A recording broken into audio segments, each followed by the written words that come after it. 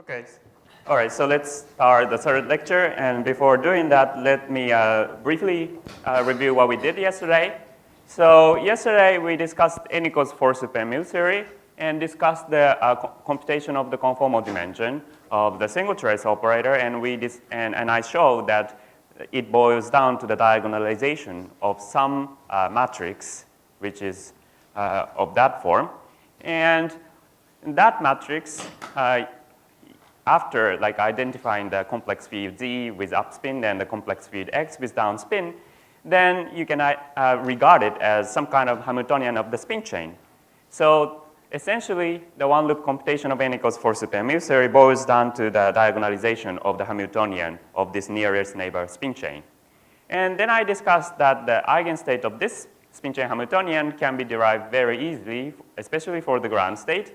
And the ground state is given by just the state with O spin up, which basically corresponds to trace of Z to L, which is BPS operator. And that operator has spin energy 0.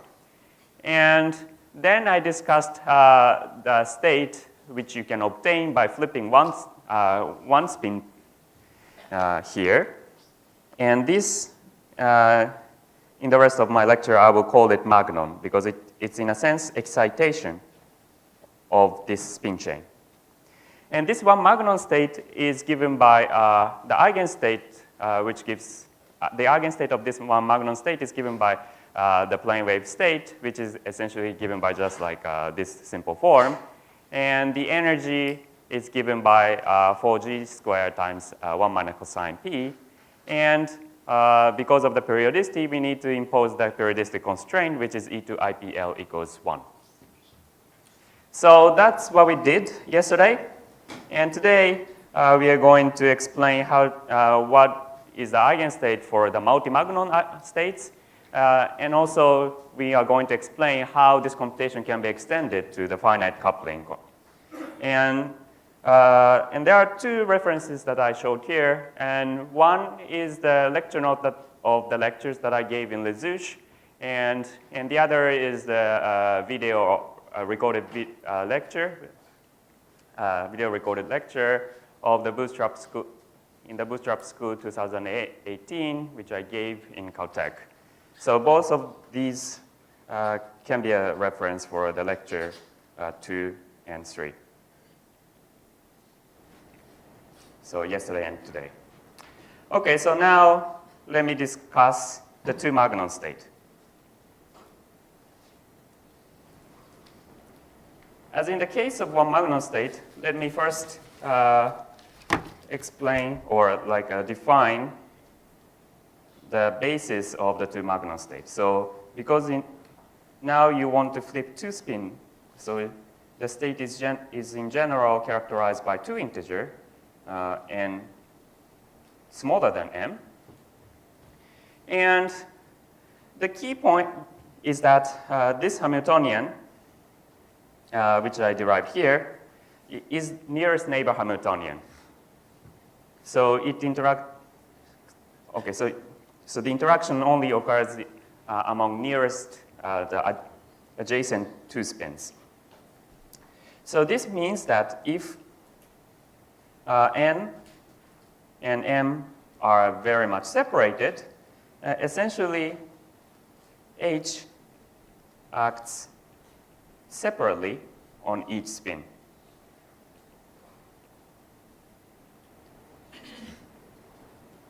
Especially on each downspins, which I call magnons. So this means that as long as n and m are separated, we can basically regard the action of the Hamiltonian as the sum of the action to the one Magnon state. So this basically suggests that the eigenstate for the two Magnon states should also be given by some plane wave state. For example, like this.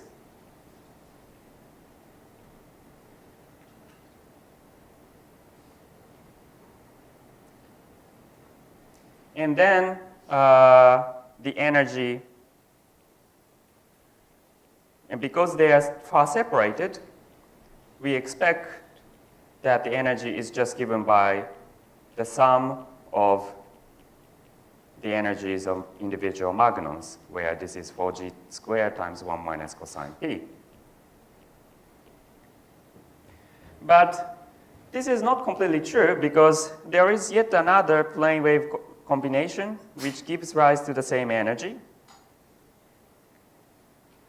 So here, sorry, I flip n and m. So this yet another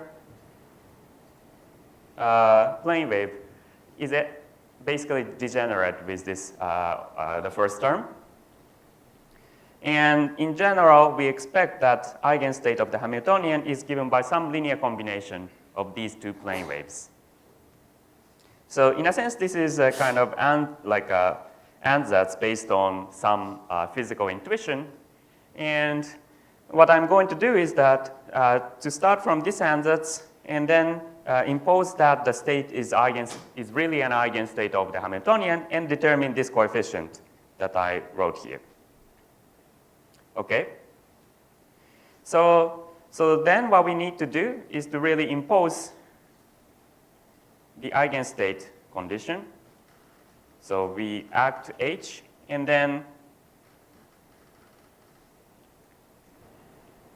on the right-hand side, I should have E P1, P2, which is, again, just given by sum of individual momentum, individual energy. And as I said, this equation should have no problem as long as the downspins are far separated. So what we need to do is to look at the coefficient of the state in which two downspins are next to each other. So the idea is to compute both sides and then look at the coefficient and then determine the unfixed coefficient here. So this is an easy algebraic problem, and let me just write the answer. So the right-hand side is this. Okay, so to write down the right-hand side, let me call this guy, which is the wave function, psi and m. So this is just a notation.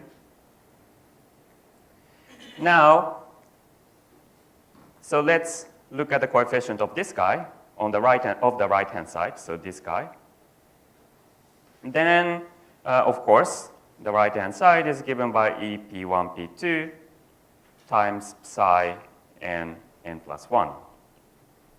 Okay? On the other hand, if you look at the left-hand side, which is here, then the left-hand side, so to compute the left-hand side, you really need to use the form of the Hamiltonian, which I wrote here, or here. Oh, by the way, there was some question about how to derive here to here. Well, this is actually not so obvious, but if you use this mapping, and then you can actually convince yourself that the action of this, identity minus permutation, is exactly the same as the action of this spin chain Hamiltonian. Okay, by the way, so then what we need to do is to act this Hamiltonian to these two Magnon states, and then and see what we get. And the result of this is given by this expression, 3 times psi n plus 1 minus psi n plus 1 minus psi n minus 1 n plus 1 minus psi n plus 2. Okay, as you can see, the first term and the second term contains the same psi n plus 1, but the reason why I separated is because this term, the first term, comes from acting this identity operator, whereas the rest of the 3 term comes from permutation, from the action of the permutation. So essentially, so it's probably easy to see why you get this and this from permutation, because essentially permutation moves the position of the spin. And the point is that because we are looking at the configuration where 2 downspins are next to each other, there is yet another term which is given by this, where 2 downspins are exchanged, but we still get the same kept. Okay, so what we need to do is just to equate this and this and see what we get.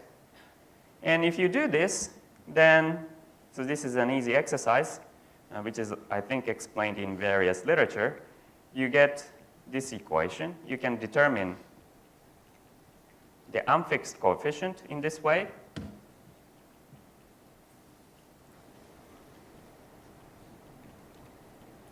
Which I believe is correct.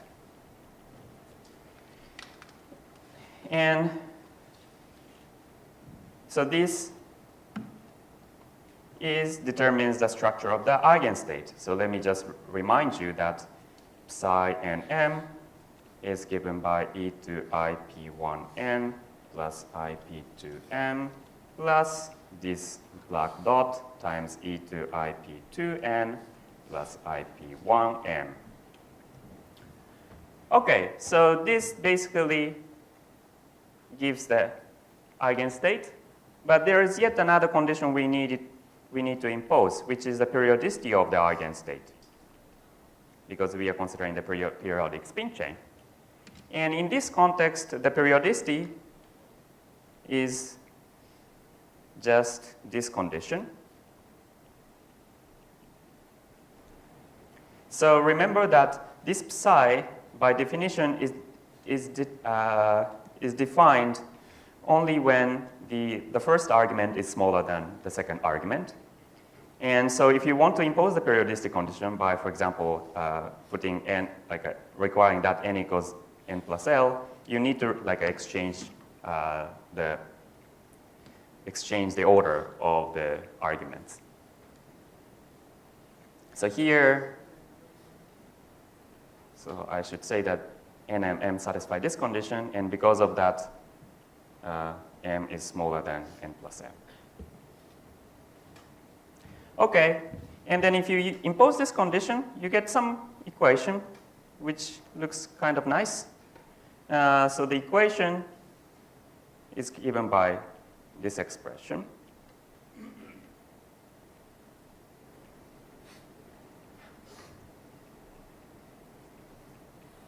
Where S here is this guy. So this is a nice equation which determines a quantization condition or periodicity condition, but we also need to ask what is the physical meaning of these expressions. So let's ask what the physical meaning is.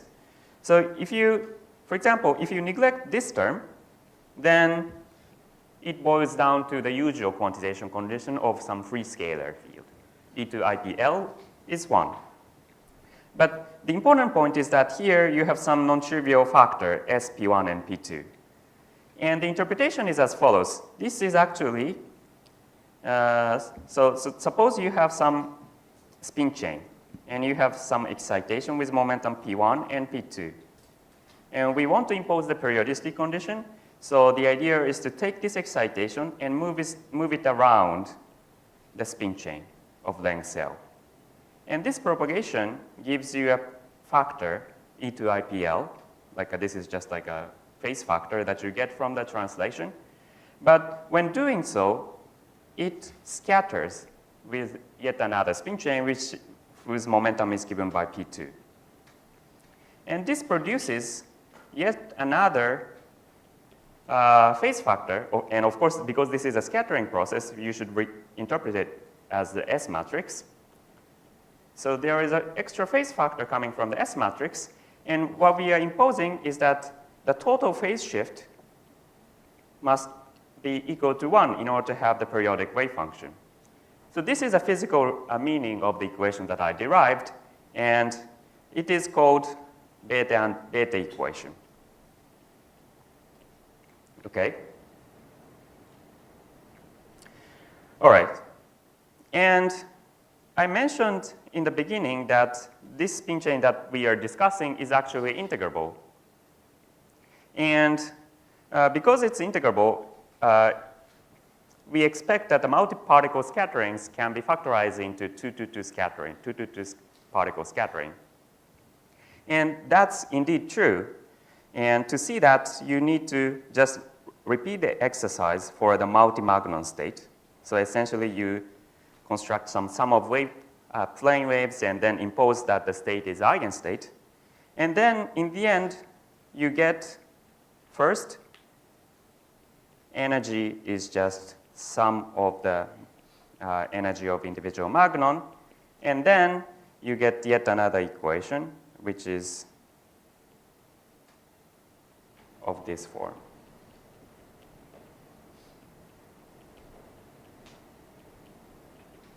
So this is really the result of the honest computation based on the Hamiltonian. But if you look at the final answer, then you see this product of two-particle S matrices. So this is a manifestation of the underlying integrability. So essentially, this extra factor is coming from the scattering of ith Magnon with all the other Magnons. And in principle, that phase factor can be kind of very complicated, but in this spin chain, it's just given by a product of 2 scattering amplitudes. So this is a clear manifestation of the integrability. And this is, of course, also called the Bethe-Ansatz equation. And once you derive Bethe-Ansatz equation, then what you need to do is very simple. You first need to solve the Bethe-Ansatz equation and determine the values of pi's, and then plug in those values to this expression, to this first equation, and compute the energy. And this energy is the eigenvalue of H, which originally came from eigenvalue of gamma, which governs the correction to the conformal dimension of the single trace operator. So this is how it works at one loop. But before moving on, is there any questions so far?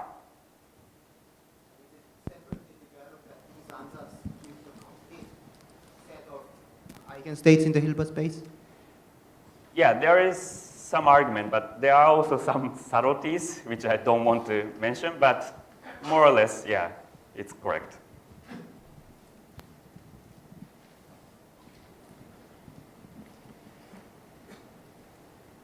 Well, in some limit, you can do some counting problem and then argue that actually they are complete. That's one way to argue. Okay. So now, let's move on to the next topic.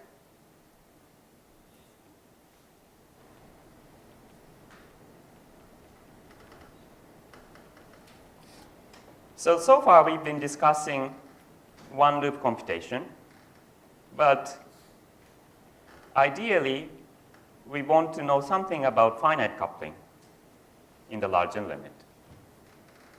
Of course, one way to do is to do the Feynman diagram computation at higher loops and derive gamma and then derive some spin chain like Hamiltonian and then diagonalize. So this is one strategy that you can take.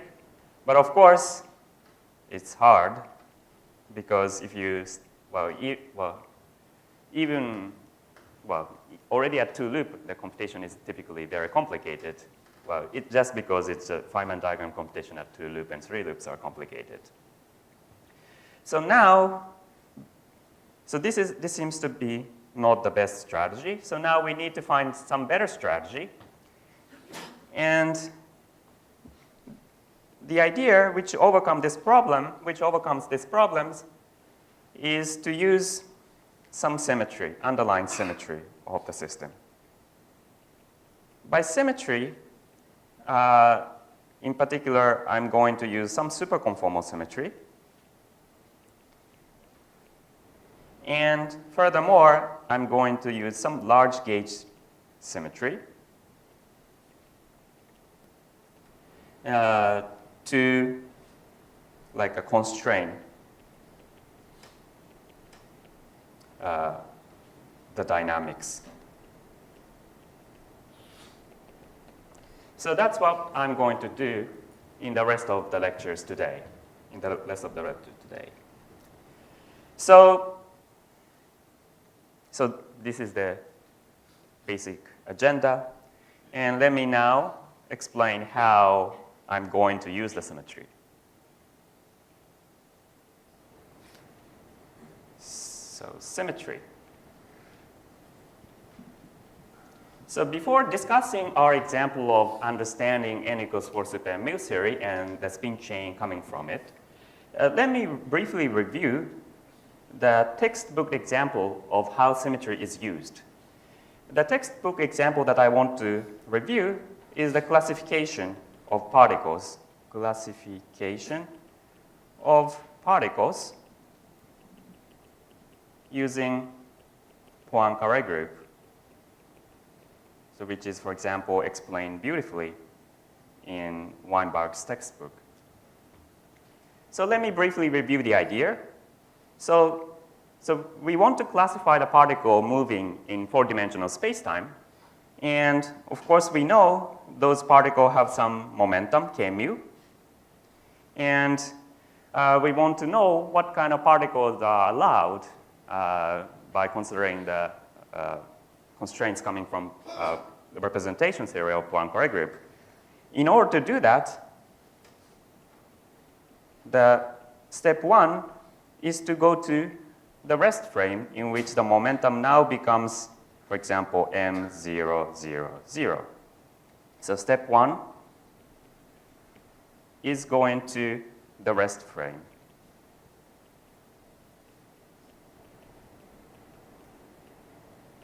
Now, after going to the rest frame, the next thing you need to ask is to understand the little group. So the definition of the little group is the part of the Poincare group which keeps this momentum fixed. And once you understand what the little group is, the next thing you do is to classify internal motion, which in this case, for example, spin of the particle, using representation theory of the little group. So let's call it LG. Okay? So this is what people normally do when you want to classify the particles using Poincare group. And what I'm going to do today is to do the same for our problem. Okay? Yeah, maybe I should keep this slide for a while. Okay? So let me just follow these steps one by one. So step 1, we need to understand what the rest frame is. And I claim that the rest frame, so what we want to do is to classify all possible single trace operators and the dynamics coming from it. And the rest frame for our problem, I claim, is this particular two-point function, where, to remind you, this z is one particular combination of the complex of the real scalars, and of course z bar is the complex conjugate. So I claim that this particular configuration of the two-point function is our rest frame. And the reason why I choose this particular configuration or particular two-point function is because this is what's called half BPS operator.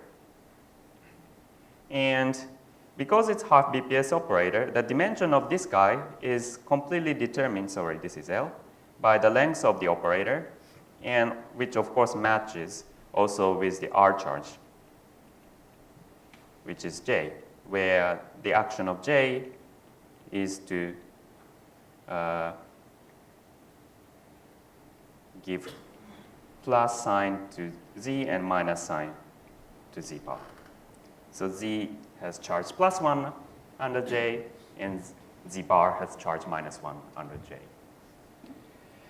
Okay, so now, and this is nice because this is a BPS operator and it doesn't receive any quantum correction, so it's a kind of nice starting point to explore more complicated dynamics.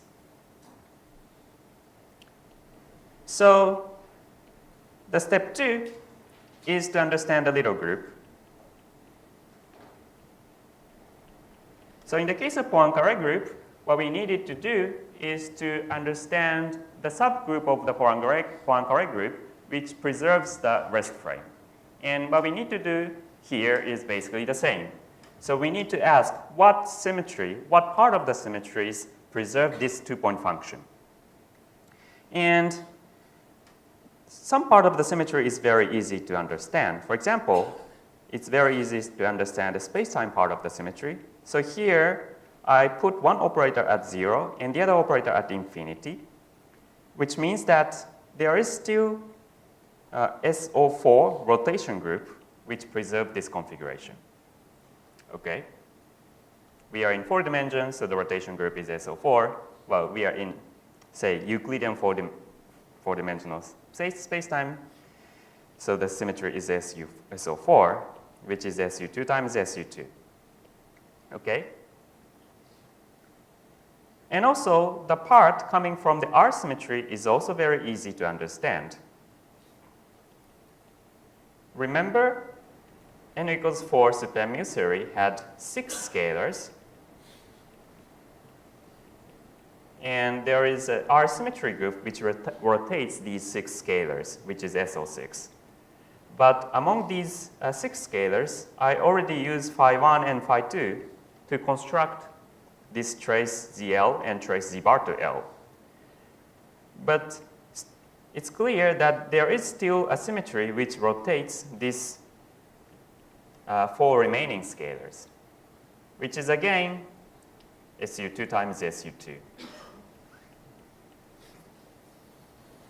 In addition to these bosonic symmetries, there are also fermionic symmetries, but they are a bit harder to understand intuitively. So I just claim that this configuration also preserves 8 SU-Z and 8 superconformal.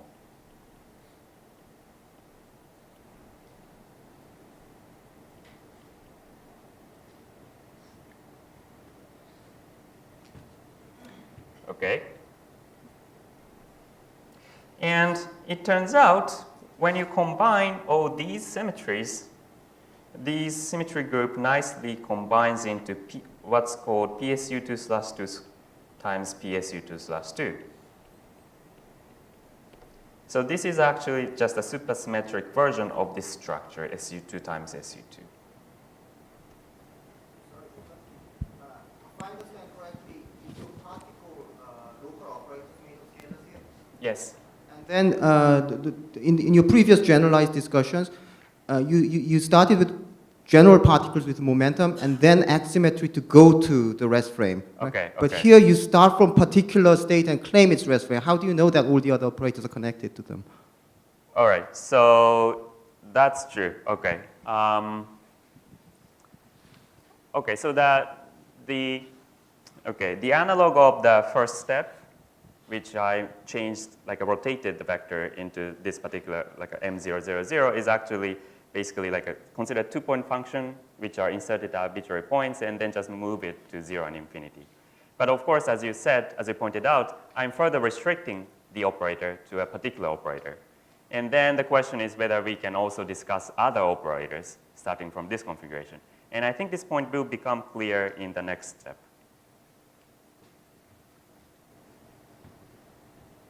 Okay, so in a sense, the analogy is not quite complete, but the philosophy is the same. All operators made out of these scalars can be connected to these operators? No, because of course, like there are non-BPS operators. So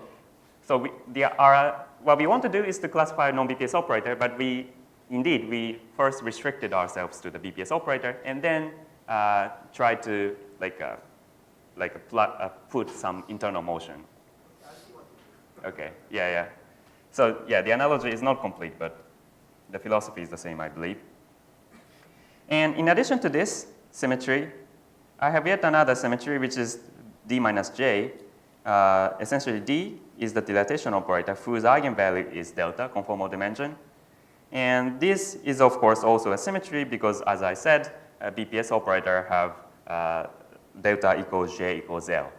So d minus j annihilates the configuration. And this symmetry is, if you carefully look at the structure, is actually central charge of this group, by which I mean that this basically commutes with all the other generators. Okay, so now we want to go to step 3, so which is to understand internal motion. So far, I've been considering operator made up of just z or z bar, something like this. Well, if you just look at one operator, it's just made up of z's. So this is the analog of particle without any spin, which is actually, if you consider particle without spin, then after going to the rest frame, then this particle is actually completely invariant under the little group. But if you want to consider a particle with spin, then you need to understand some non-trivial representation of the little group. And that basically describes the particles with spin. Okay? And that's what I'm going to do. But before doing that, we need to understand what is the analog of adding spin to the particle in this case. The analog of adding spin is to adding some different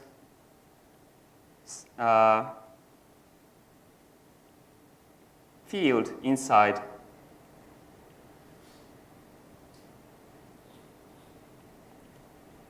the single trace operator. For example, I can add other scalars, x, which is phi 5 plus I phi 3 plus I phi 4, or I can also add fermions inside the single trace, or I can act covariant derivative.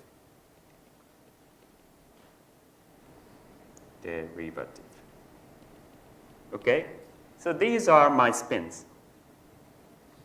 And as in the case of classification of the particle using the Poincare group, these internal motion must be some representation of the little group, where the little group here is this symmetry, PSU2/2 times PSU2/2. And in fact, it turns out these insertions are actually bifundamental of this little group, PSU2/2 times PSU2/2. So insertion that you can actually express insertion in this way, where A is the fundamental index of PSU2/2 left, where this is fundamental of PSU2/2 right.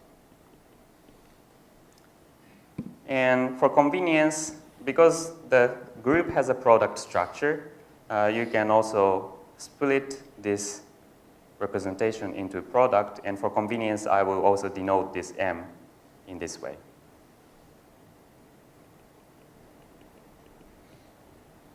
So this is just a notation. Let me explain what I really mean by this. And so let me first say that A, so PSU2/2 is a supergroup, and the fundamental representation of the PSU2/2 has 4 indexes. 2 are bosonic and 2 are fermionic. So let's write it in this way. 2 are bosonic and 2 are fermionic. So let's put hat for fermionic indices. So A and A dot runs from 1, 2, or 1 hat, 2 hat. This is still a bit abstract, and let me introduce yet another notation. So I'm going to write the same thing, but in order to emphasize that the first 2 indexes are bosons, I write it in this way, in order to emphasize the second 2 are fermions, I write it in this way. So this is essentially the same as saying that A runs 1, 2, and 1 hot, 2 hot. Okay. And using this representation, you can express the fields of the n equals 4 in this way. For example, the x field that I was talking about is given by this bilinear combination, and x bar is given by this bilinear combination. And on the other hand, covariant derivative, we know that it's given that it, so usually covariant derivative comes with mu, which is a space-time index. But of course, as you know, you can convert it into spinor index, alpha and beta dot. And this, in my notation, corresponds to psi alpha and psi beta. Okay? And if you want to have fermion, essentially you need to combine the one boson and one fermion. So of course you can also have other choice, which is something like this. So this is just a dictionary between the standard representation of the fields in n equals 4 super mu theory and this representation, bifundamental representation of PSU2/2 square. Okay? So now we understood what the little group is, and also we understood how our analog of spin is. So what our analog of spin is. Now we can try to constrain,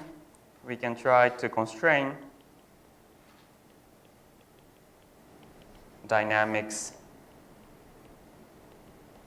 of spin chain using this symmetry,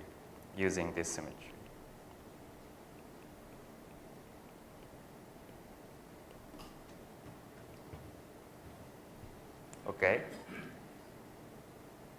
However, but it's actually not very powerful. It's not very powerful. It's not very constraining. And the essential reason is that we know that n equals 4 super mu theory has one, like a tunable coupling constant, which is essentially the 't Hooft coupling. But essentially, the argument that I presented here doesn't know anything about coupling constant. So we need to incorporate, so let me just write. So the main problem is that no coupling constant. So in order to resolve this problem, we need to introduce something that knows about the coupling constant. And my claim is that resolution is to consider large gauge transformation or large gauge symmetry. I'm going to explain what I really mean by this. But before doing that, is there any questions so far?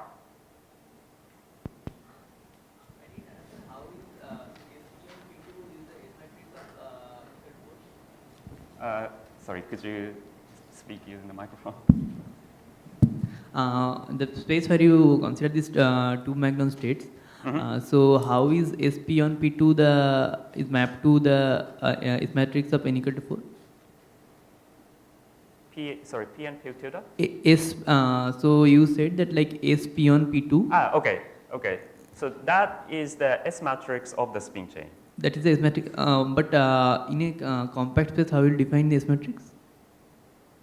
Sorry, the question is why? So that is S matrix. That is S matrix of the spin chain, not the n equal to 4, but there will be some. Right. So actually, in my lecture, I'm never going to talk about the S matrix of n equals 4 super mu itself.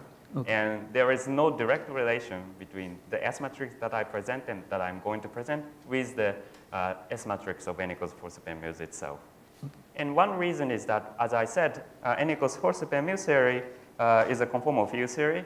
And because of that, generally speaking, you cannot really define the S matrix. And in order to define the S matrix, you need to break the conformal symmetry a little bit by introducing some mass term or like giving a bev to scalar field. So that is one reason why there is no direct relation between what I'm going to explain and the S matrix of n equals 4 itself. So this large gauge transformation that I'm going to one talk. more thing. Okay, go ahead. So the spin chain is a compact space, right? Yes, yes. So in compact space, how can you define S matrix? Okay, right. So what I wanted to say is that when you solve the eigenvalue problem of the compact spin chain, there is some term SP1P2. Well, there is some like a nice combination of function which appears in the beta equation. And of course, this is just telling us that there is some nice function appearing in solving this like eigenvalue problem, and it's not a priori very clear why this is related to the real S matrix of the spin chain. But you can also consider a different problem where you have an infinitely long spin chain and then prepare some wave packet and then time evolve the wave packet using the Hamiltonian that I presented, and then you can indeed see that the same S matrix shows up.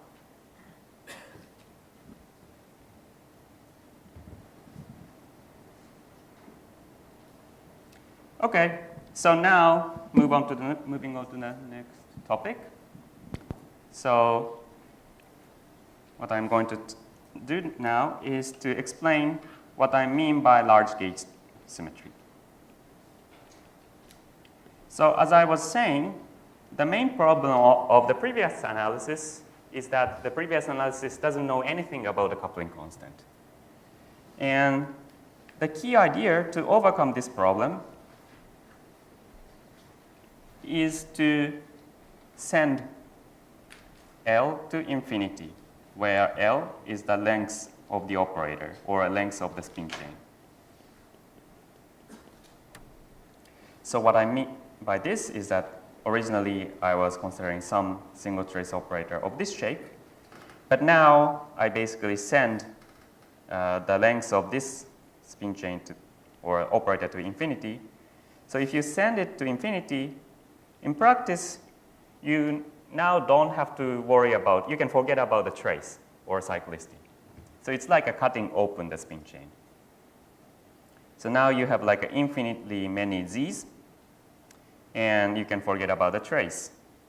Of course, it's not immediately clear why this is a nice description, but there are some reasons why it's nice. First of all, this allows you to describe the system using the S matrix description. Yeah, this is related to what you just asked. So originally, I was trying to compute some eigenstate of this compact space or compact spin chain, and then I wanted to, so what I tried to do, what I did yesterday was to derive the Hamiltonian. But if you go to the finite coupling, this is messy, quite messy. But if you send L to infinity, then instead of talking about the Hamiltonian itself, you can talk about S matrix, where two particles are coming in and two particles are coming out. And typically, although it might not be so obvious, it is actually much cleaner to talk about S matrix rather than Hamiltonian itself. And in addition, it's often very easier to impose the symmetry on the S matrix rather than the Hamiltonian itself. So this is one advantage. So, okay, so these advantage.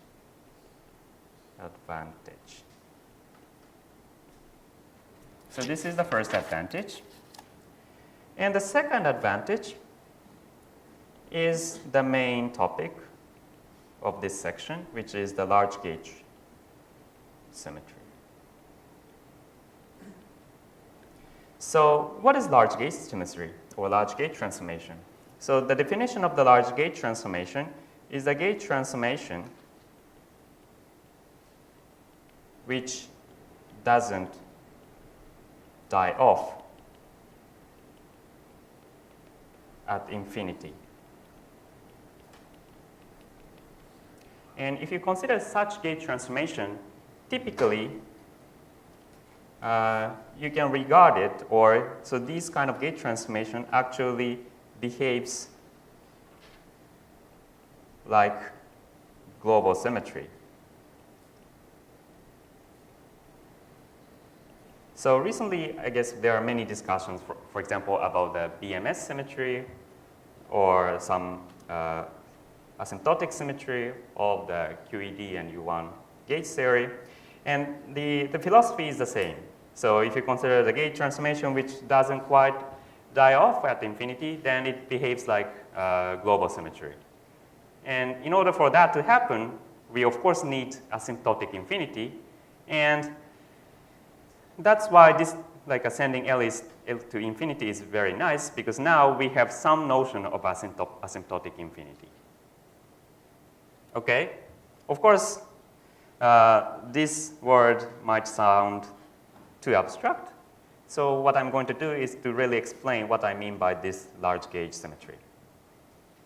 So to see that, let's first recall the Susy transformation law of n equals 4 supermules. So the supersymmetry basically relates bosons and fermions. So if you act the super transformation to boson, then you typically get something like this. So this is some gamma matrices. Well, I don't really need the detail, so I just say that this is some gamma matrices, and then I get fermion. On the other hand, if I act the super transformation to fermion, then typically, especially in n equals 4, you get a bunch of terms, but the term which is important for me is this term, phi I, phi j. So there is a term which is given by the commutator of scalar fields.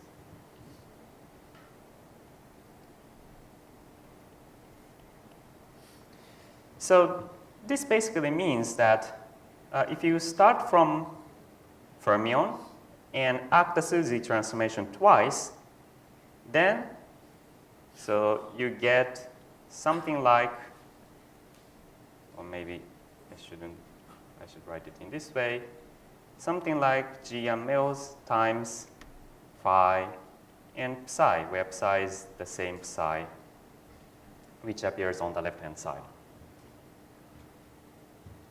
So this is very, very rough explanation.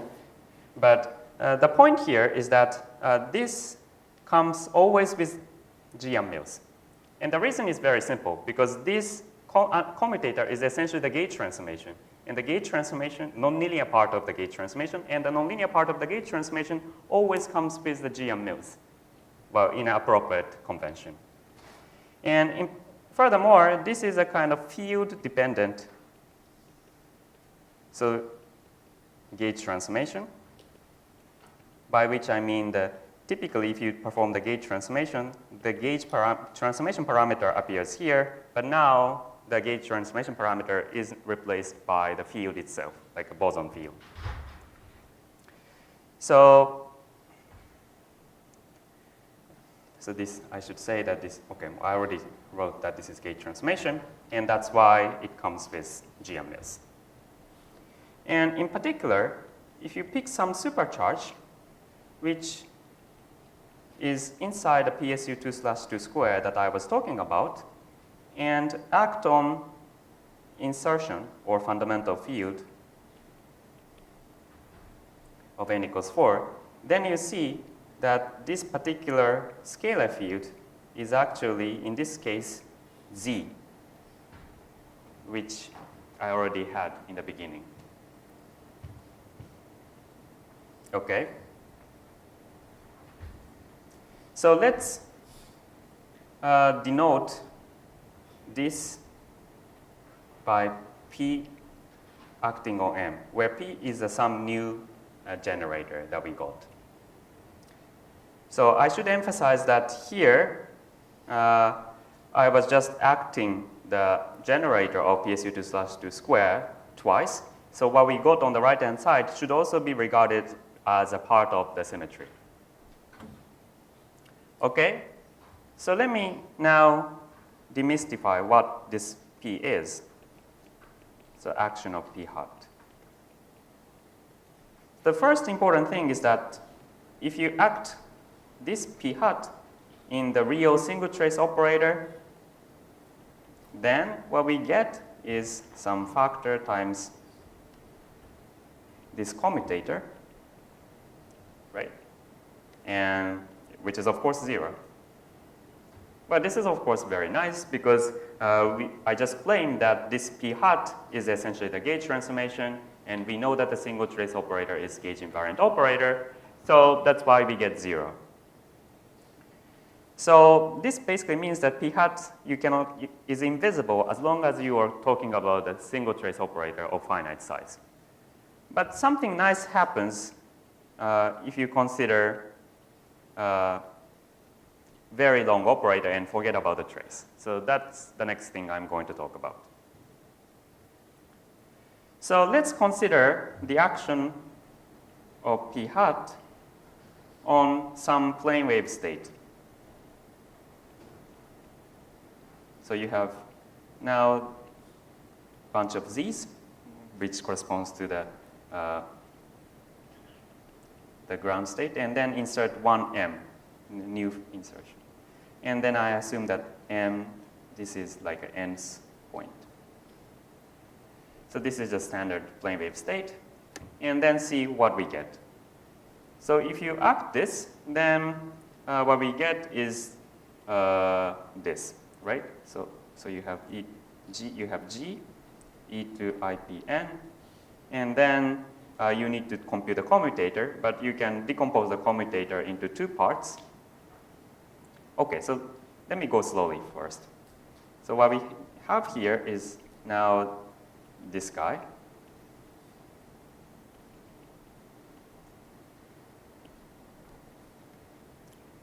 So, sorry, and I'm kind of assuming that it's actually infinitely long. So if you break up the commutator, then you get two terms. The first term contains extra z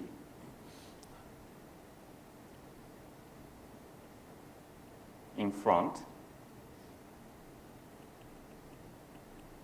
whereas the second term contains extra z at the back.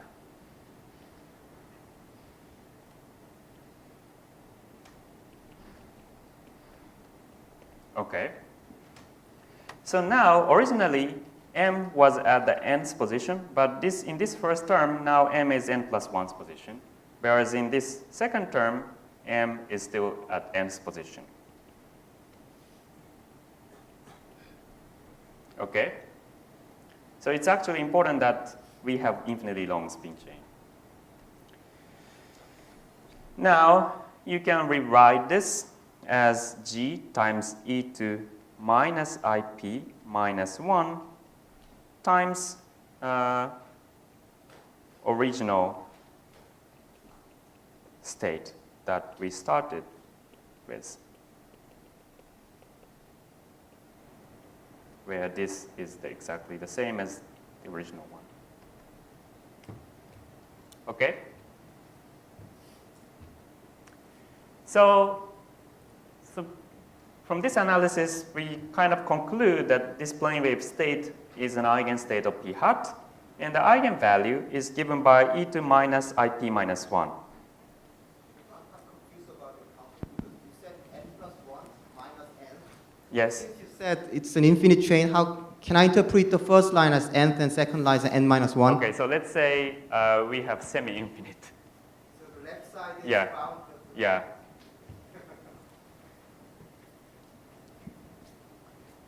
So we have, let's say we have semi-infinite chain. Okay, so then this eigenvalue, this has a kind of like a nice form. So this is a typical expression for the discrete translation, right? Or which basically corresponds to shifting the spin chain side by one. So this basically gives you the physical meaning of this p hat from the spin chain point of view. As I said, P hat from the n equals 4 supermu theory point of view is just a gauge transformation. But from the spin chain point of view, this P hat is, has a meaning of like a translation on the spin chain. Okay? So far, we've been discussing P hat, which appears, which comes from Q square. But actually, there is analogous story also for S, where S is a conformal symmetry. And here I just state the result. If you do the two-loop analysis, then you can conclude that if you act a superconformal transformation twice, then you get something like this. And I denote this K hat. So the only difference from P hat is that now you decrease the number of z's rather than adding number of z.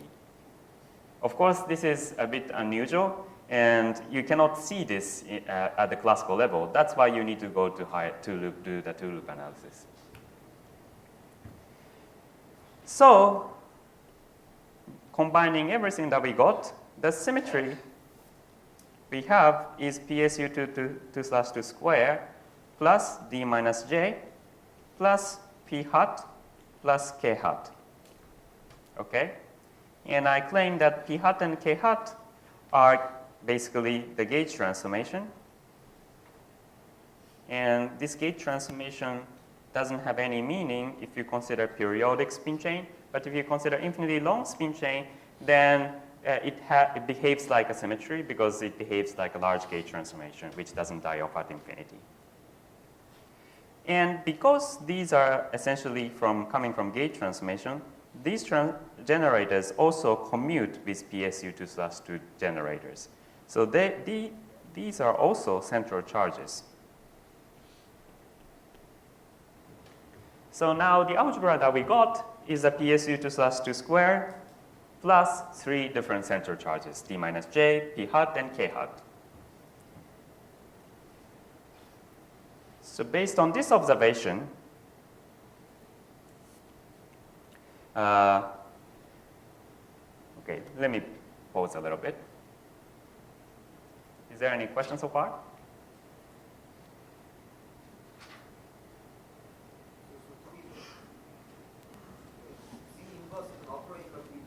Yes, yes. Yes. Yeah, you should think of it as removing operation. Yeah, it's not the inverse as a matrix, of course. Yeah.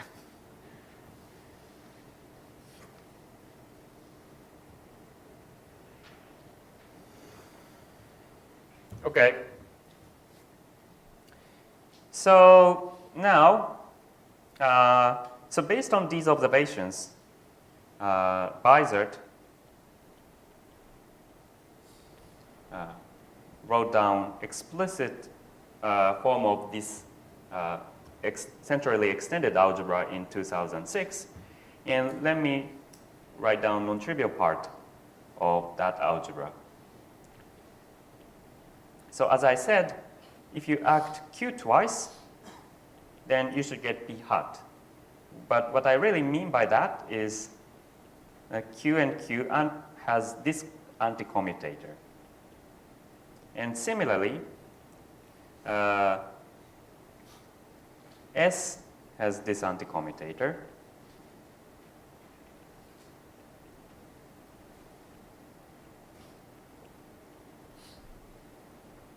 And Q and S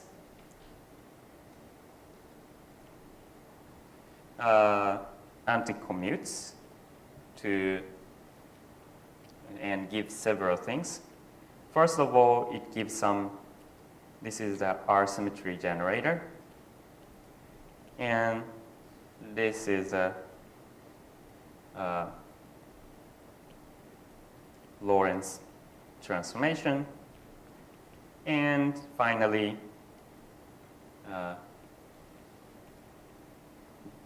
you get something like this, where C hat is D minus J.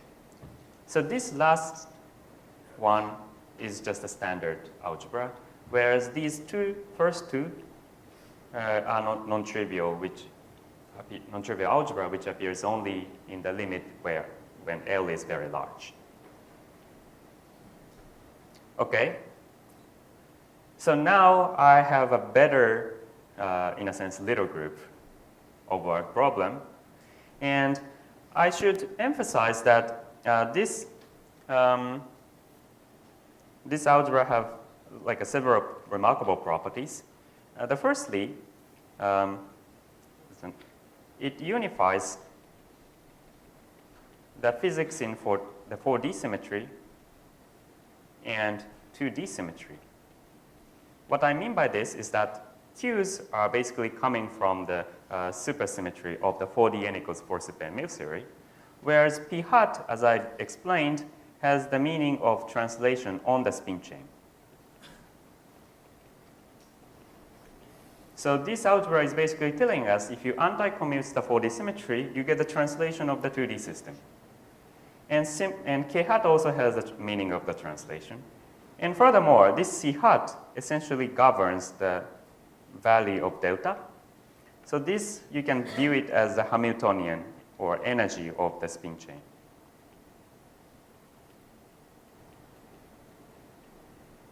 So in this sense, this algebra basically unifies the 4D physics and 2D physics. So yet another small comment is that this algebra looks like discretized extended 2D SUSY.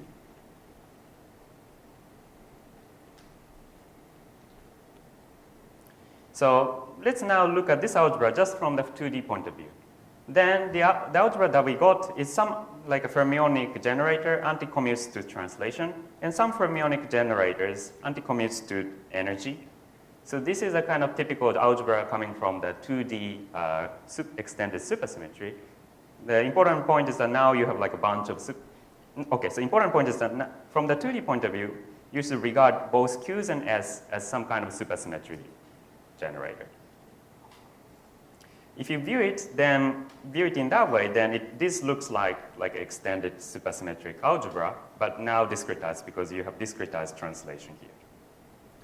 And interestingly, something similar was found by the people who are trying to define the supersymmetry on a lattice. And let me just write down the name of the authors.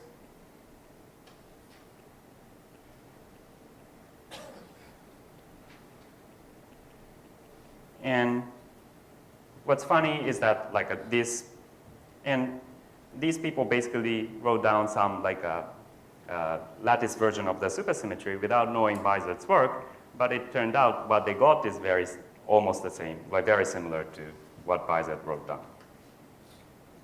Okay, so this was a kind of side comment. And now, having understood the symmetry, we also need to know how this symmetry acts on our spin or on our excitation. So let's go back to so let me just write down how they act.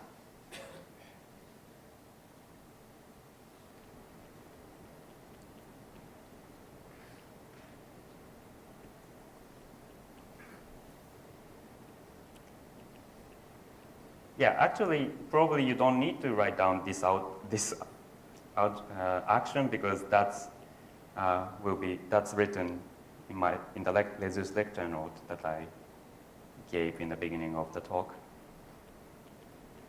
So, but let me write it down.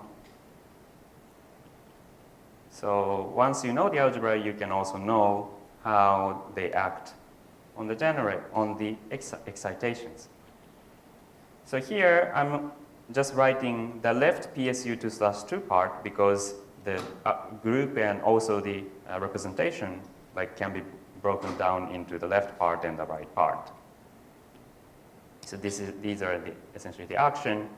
And at this point, A, B, C, D are some unfixed coefficients. So these tensors are basically the only tensors that you can write down to be consistent with this symmetry group. And of course, we need to remember that there are also central charges, and the action of the central charges can be expressed using these A, B, C, D. Well, that's because all these central charges appears as the anti-commutator of these supercharges. Okay, so now I just want to write it down. So you have Z here, CD, Z inverse here. Okay. Well, I think I should, okay, yeah. I think that's probably okay. So far I was not telling you anything about these A, B, C, D, but if you impose that the algebra closure of algebra closes on this set of representation, then you get one constraint, which is AD minus BC equals 1. Well, this is a bit, it takes a bit to explain this point, so I just state the result here. And in addition, if you impose some unitarity of representation, you get another condition.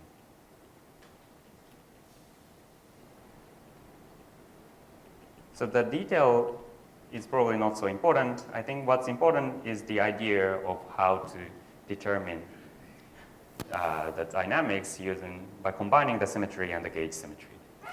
So if you combine these two constraints, then originally you had 4 unfixed coefficients, A, B, and C, D.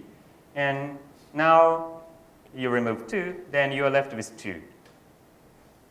And having 2 is actually very nice, because we expect there should be 2 continuous degrees of freedom. So one is momentum of Magnon, because each state or each excitation carries some momentum. And second is the coupling constant G.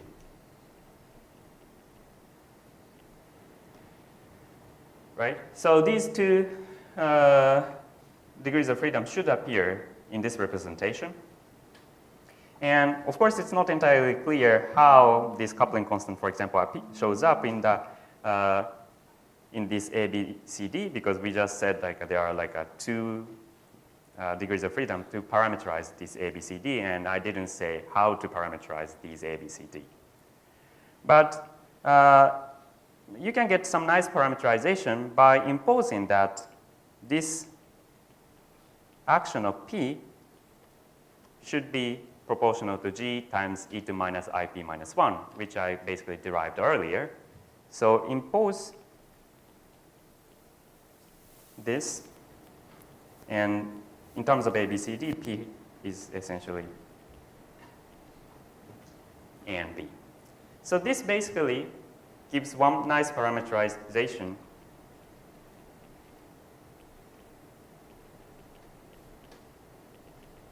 of ABCD, which is consistent with our physical intuition that G is the coupling constant and P is the momentum of Magnon.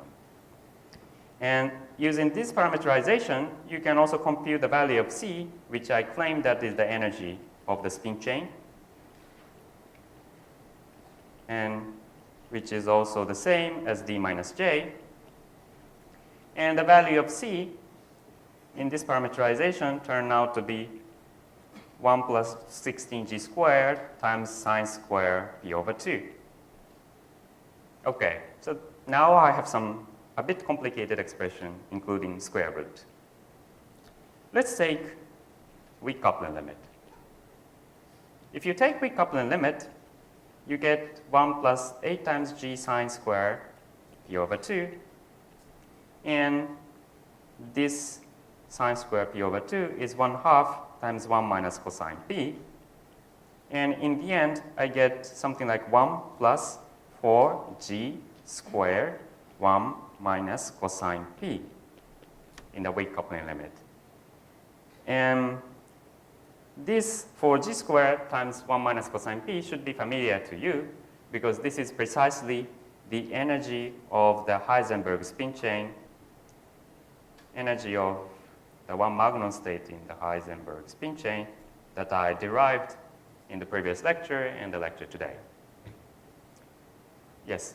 Suddenly you got all of the results from coupling constant. Yes. And deriving this extended symmetry, is it clear that you didn't rely on weakly coupled or one loop like intuition at all? For example, I used the SUSY transformation law of the classical n equals 4 super Mills. So in that sense, you can say that, okay, I'm using some intuition coming from weak coupling or classical. But if you accept that transformation law is correct at finite coupling, then basically derivation goes through, I think. If I want to tend to be very, very strict, can I assume that there's a little bit of assumption of Yes, yes. demanding a weak coupled symmetry? Yes, yes. And there is, more like an important assumption is that I kind of argue that Q squared gives you P, right, using the classical SUSY transformation. That might be okay because of the SUSY transformation and which might not be modified a lot. But each operators can have kind of corrections right. like one loop and Yeah. But what's more important is that I derived S squared using two-loop analysis. And that part was a bit weird because we couldn't see that S squared at classical limit. So, and I just did the two-loop analysis and then claimed that it holds at all loops. So there is indeed some assumption.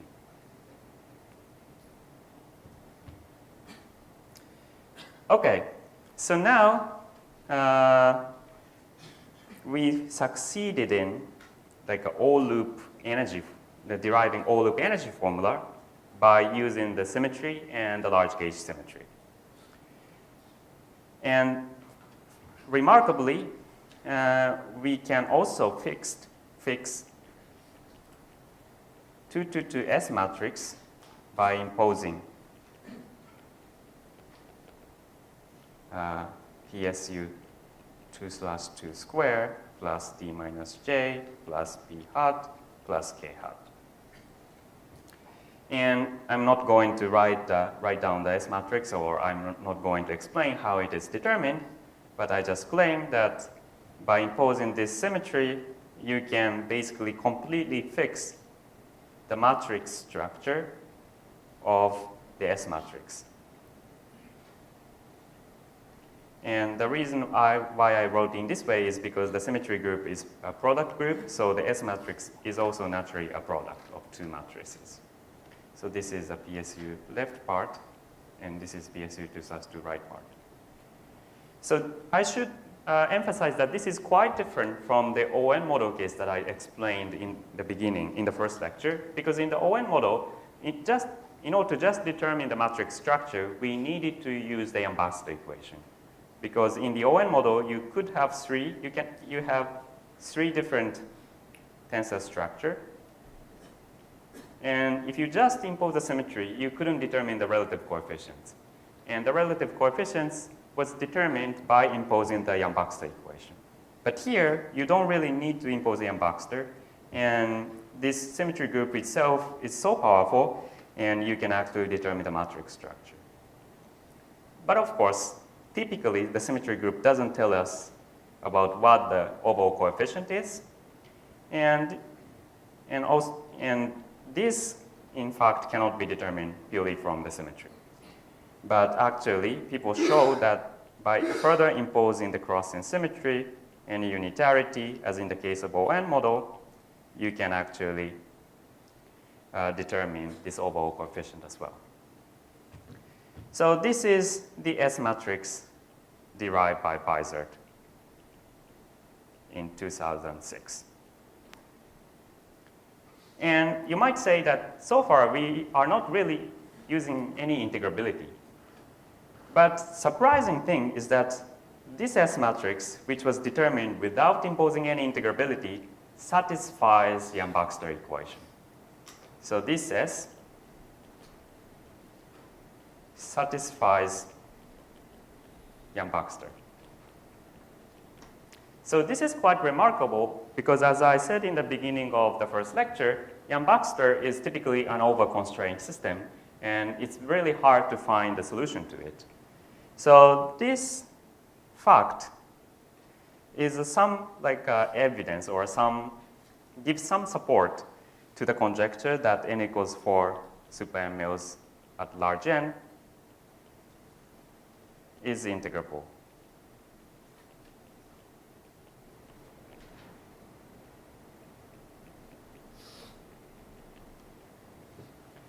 And so far, today I only talked about how to compute the two-point function. But actually, it turned out the same strategy works for the three-point function.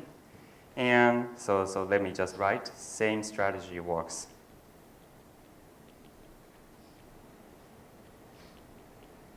For a three-point. And that was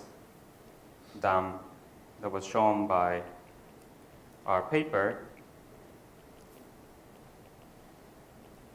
in 2015. But unfortunately, I don't have time to talk about it in this lecture. So if you are interested, then please look at my Lesuge lecture note.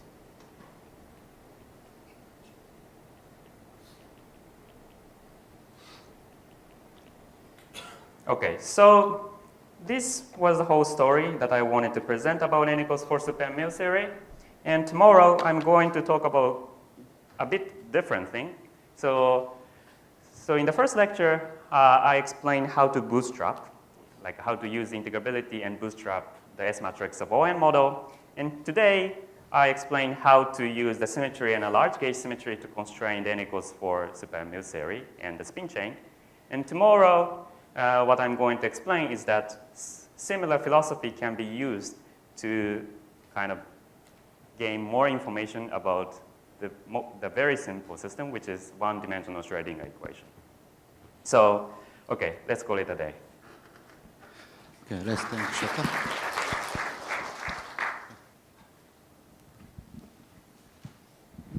Actually, I didn't understand from where you started with the two-loop thing, but from where exactly it went to all-loop thing?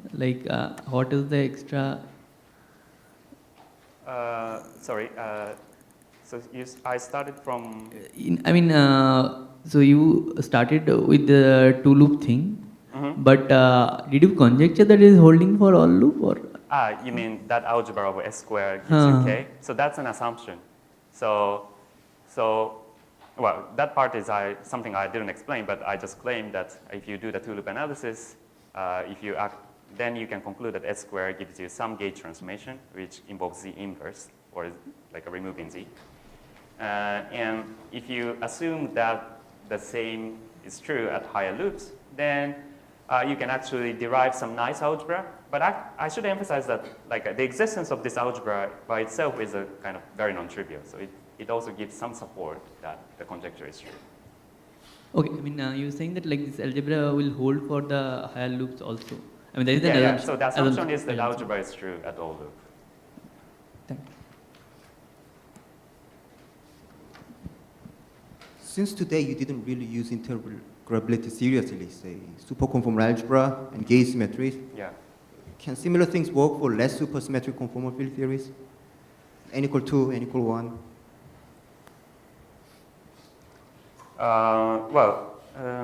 Never minding whether Yang-Baxter emerges or not. Yeah.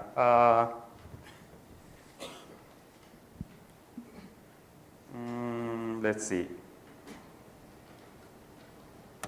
Yeah, probably not, but yeah, I'm not completely sure about it actually. There might be some sector in N equals 2 for which this works, but. Yes, right, but I'm not sure if that's based on the symmetry argument. It's more like starting from N equals 4 and deforming. Yeah, for AVGM, for AVGM it works. I basically want to scan through examples without using integrity. Okay, yeah. That seems too special for specific. I agree, yeah. Yeah.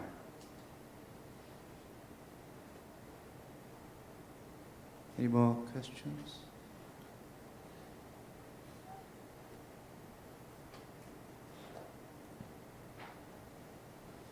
Okay, so if not, let's thank the speaker again.